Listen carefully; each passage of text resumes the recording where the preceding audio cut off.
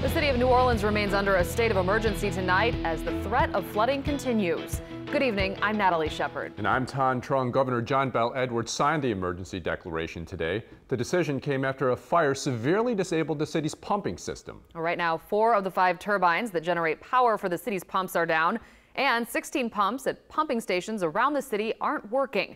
There have also been several more resignations from the Sewerage and Water Board. Here's a look at how the day's events unfolded.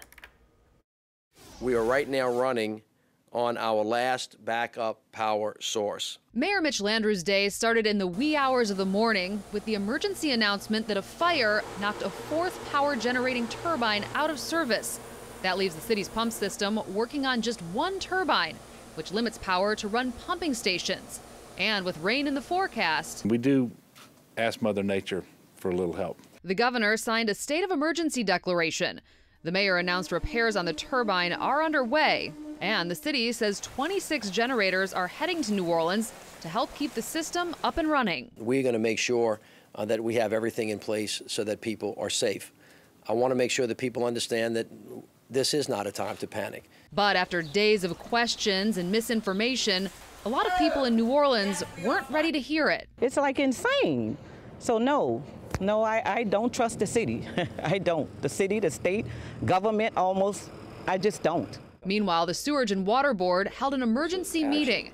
Executive Director Cedric Grant announced General Superintendent Joe Becker will retire, and Communications Director Lisa Martin is resigning. A lot of us did not get quality information. In fact, we got bad information.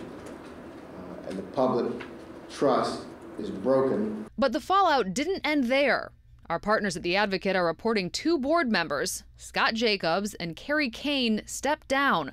Jacobs told our partners at The Advocate the mayor is scapegoating the agency's leadership, and the city needs to do a better job of dealing with major infrastructure issues. Well, the mayor said earlier today the turbine might be tested and brought back online this afternoon, but we have not gotten an update on that. He also said the city hopes to have the generators up and running within 48 hours.